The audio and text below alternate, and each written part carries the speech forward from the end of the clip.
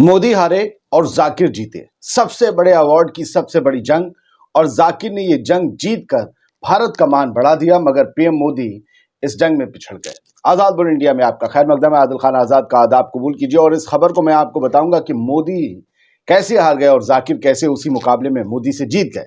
कल रात 66वां Grammy award function था अमेरिका के लॉस एंजलिस शहर में। आप में से जिन्हें ना पता हो उन्हें बता दूं कि फिल्मों के लिए दिया जाने वाला सबसे बड़ा अवार्ड ऑस्कर अवार्ड होता है। आप सब जानते हैं दुनिया का सबसे बड़ा अवार्ड होता है फिल्मों का। वैसे ही म्यूजिक के क्षेत्र में सबसे बड़ा अवार्ड होता है ग्रैमी अवार्ड। इस ही ग्रैमी अवार्ड का रात फंक्शन था। इस साल भारत के प्रधानमंत्री नरेंद्र मोदी भी इस अवार्ड की रेस में शामिल थे, लेकिन उनके गाने को अवार्ड नहीं मिल सका। जी हाँ, चौंकिए मत कि पीएम मोदी ने गाना कब गाया। मैं आपको बता रहा हूँ, गाया नहीं, लिखा था, गाने में काम किया था। गाना ग्रैमी अवार्ड के लिए नॉमिनेट हुआ था, मगर मोदी की जगह भारत के जाकिर हुसैन, शंकर महादेवन को यह अवार्ड दिया गया। खासतौर से जाकिर हुसैन को 3 अवार्ड मिले, तीन ग्रैमी अवार्ड। अब वो जाकिर कौन से वाले हैं ये भी जान लीजिए, क्योंकि जरा अफवाहें भी उड़ने लगी। कुछ लोग कह रहे हैं कि वो stand up comedian Zakir Khan है, कुछ कह रहे हैं कि वो इस्लामिक प्रीचर जाकिर नाइक हैं, मगर मैं आपको बताता हूं वो वाह ताज, अरे हुजूर वाह ताज बोलिए वाले मशहूर तबला वादक उस्ताद जाकिर हुसैन है। अब जरा इस हार जीत के किस्से को भी सुनिए, यह भी बड़ा मजेदार है। ग्रैमी अवार्ड 2024 का आयोजन लॉस एंजलिस शहर में हुआ। इस बार के अवार्ड शो में प्रधानमंत्री नरेंद्र मोदी का एक गाना नॉमिनेट हुआ था, लेकिन वो अवार्ड नहीं जीत सका।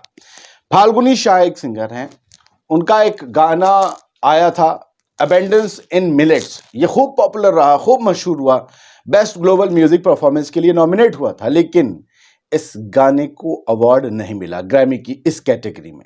लेकिन अवार्ड इसके बाद भी एक हिंदुस्तानी के खाते में गया, एक कलाकार भारत का उसे मिला। मशहूर तबला वादक जाकिर हुसैन ने वो अवार्ड जीत लिया जो मोदी नहीं जीत सके। इसी कैटेगरी में दोनों शामिल थे। साल 2023 में ही इस गाने को लेकर बस बनना शुरू हो गया था जो नरेंद्र मोदी वाला था। मोदी ने फाल्गुनी शाह का जिक्र किया था 2023 में और उनसे मुलाकात की थी। उन्होंने ही फाल्गुनी को ये सुझाव दिया था कि वो बाजरे पर, बाजरा जो खाने वाला बाजरा होता है, बाजरेदार सिट्टा, बाजरे पर कोई गाना बनाए। इसी के बाद अबेंडेंस इन मिलेट्स टाइटल से गाना बनाया गया।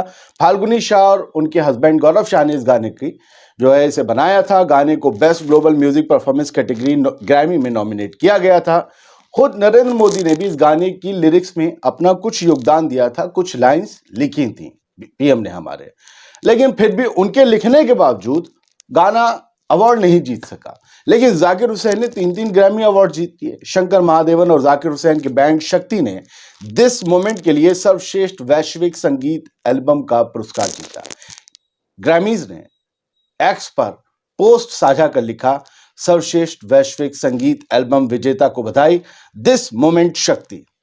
देश के मशहूर तबला प्लेयर जाकिर हुसैन की बात हो रही है। 3 ग्रैमी अवार्ड उन्होंने जीते हैं। मैं उनके बारे में कुछ चीजें आपको बता रहा हूं, वो बड़ी खास हैं। और उनके इस अवार्ड जीतने के बाद हर तरह की चर्चा भी चल रहा है कि यार उन्होंने तो देश का मान बढ़ा दिया। यहाँ पर कुछ जाकिर ऐसे हैं जिन्हें लोग रोज कहते हैं कि पाकिस्तान चले जाओ। देश के मशहूर तबला प्लेयर जाकिर हुसैन काफी समय से अपनी कला का जादू बिखेर रहे हैं। पहले भी उन्होंने ग्रैमी अवार्ड जीते हैं। 2024 में उन्होंने 3 ग्रैमी अवार्ड जीते हैं। उन्हें best global music performance category के अलावा बेस्ट कंटेम्परेरी इंस्ट्रूमेंटल एल्बम और बेस्ट इंस्ट्रूमेंटल कंपोजिशन के लिए भी अवार्ड मिला है। तो हमारी तरफ से जाकिर हुसैन साहब को बहुत बहुत बधाई, बहुत बहुत मुबारकबाद, जिन्होंने देश का मान बढ़ाया है।